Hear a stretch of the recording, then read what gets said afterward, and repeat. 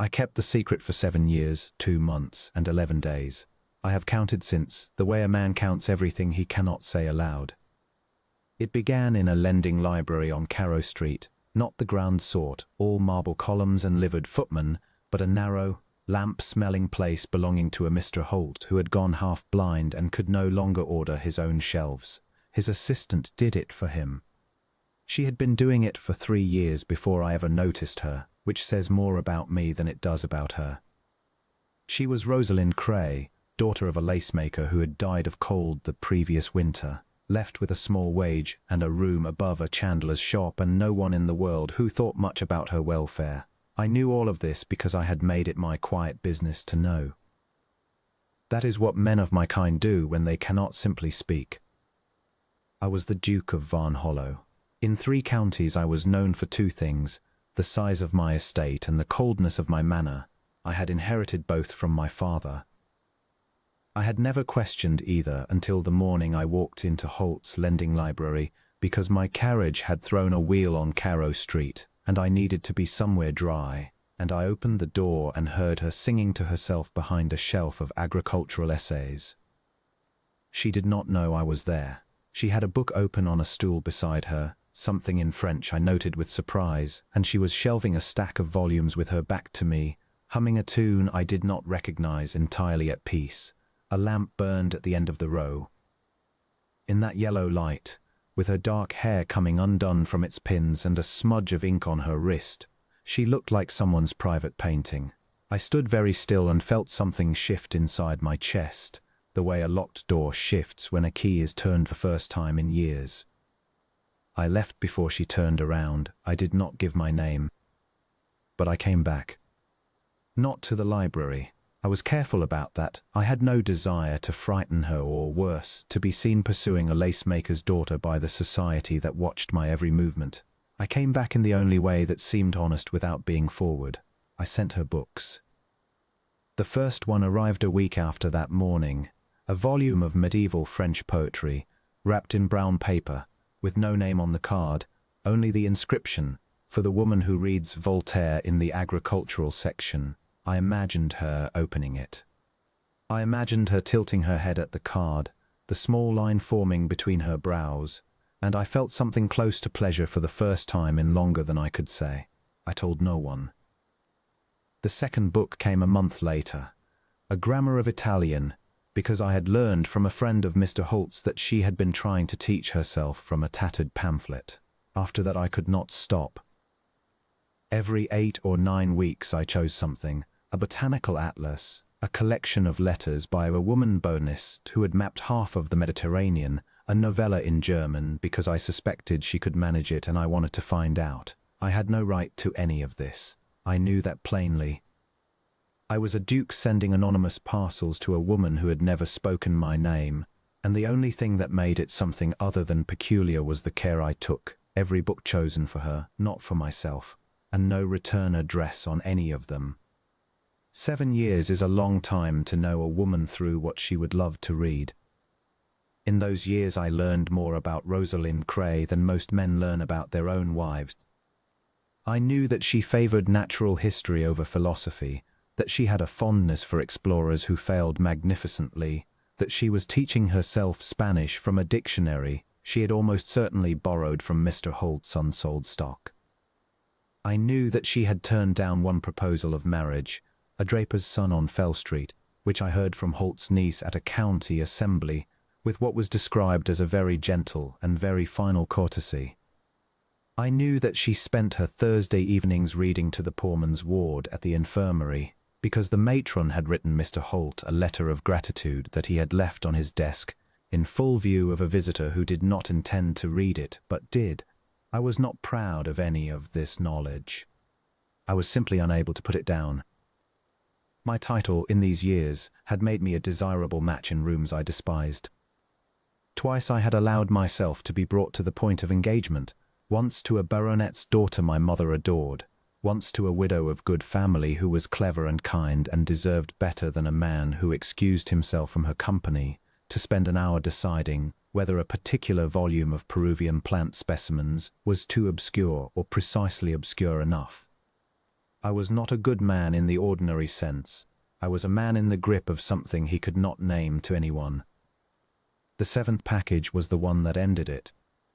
I had chosen that year a hand-copied Italian manuscript, a collection of women's letters from the Venetian convents of the previous century, which a scholar of my acquaintance had translated and privately printed in an edition of 12. I thought she would love it. I thought it was perfect. I sent it with the usual plain card and the usual unsigned flourish, and I did not think any further. She found me. I was at Varnhollow for the shooting season when the letter came. It arrived addressed to me by name, not Varnhollow in the general way, but Adrian Revel, Duke of Varnhollow, in a hand I did not know but recognized all the same, the way you recognize a voice before you can place the face. She had found a bookseller's mark inside the manuscript, a faint stamp I had not thought to remove, and from that mark she had traced the addition to my scholar friend, who had, I learned later, told her nothing, but whose nervous denials had been, apparently, quite informative. The letter was 3 sentences. It said, "Your Grace, I have received 17 parcels over 7 years, and I do not know what to make of them or of you. I am not frightened. I am merely asking whether you intend to remain unknown forever, and whether that suits you." I read it 4 times, then I sat down at my writing desk and I could not write a word, which had never happened to me in my life. I rode to Carrow Street the following morning. She was on the ladder when I came through the door, the tall wooden library ladder, 3rd rung from the top, shelving the same kind of ordinary volume in the same kind of ordinary way she had been the first morning I ever saw her. The lamp was in the same place. She was not singing this time.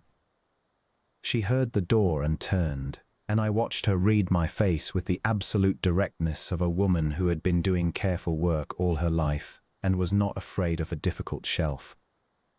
She came down the ladder 1 rung at a time. She did not hurry. She stopped at the bottom and looked at me and said, 17 parcels. "Yes," I said. 7 years. "Yes." She was quiet for a moment. The lamp between us put a warm edge on everything. Outside on Carrow Street a cart passed, and the sound of it faded, and we were left in the silence of 10,000 books and one very long overdue reckoning. "You never signed the cards," she said. "No." "Why not?" I had composed the answer to this question for 7 years. I had composed it on horseback and in carriages and at dinner tables where I was sitting beside women whose names I already could not remember. I opened my mouth and said something else entirely, because I was afraid you would send them back. She looked at me steadily. Her expression was not the one I had been braced for, pity, not affront, not the careful blankness of a woman managing a powerful man. It was something quieter, something that looked, with terrible accuracy, like recognition. "The Venetian letters," she said. "Did you read them before you sent them?" "I had a copy made," I admitted. She almost smiled. "Which is your favorite?" "Sister Agnes to her brother," I said without hesitation. "The one where she tells him she has decided to learn astronomy because God made the stars, and she would like to understand what he was thinking." "And Rosalind Cray, daughter of a lace-maker, assistant in a half-blind man's lending library, the woman no one in my world had ever thought to look at twice," she laughed. "Not the polite kind, the real kind, the kind that reaches a man somewhere behind the breastbone and stays there." "That is my favorite too," she said. We were married in the small chapel at Varnhollow 6 weeks later, in January, with a congregation of 8 people and no fanfare whatever, which was entirely what we both wanted. My mother wept. My estate manager toasted the union with a glass of inferior Madeira and seemed genuinely moved.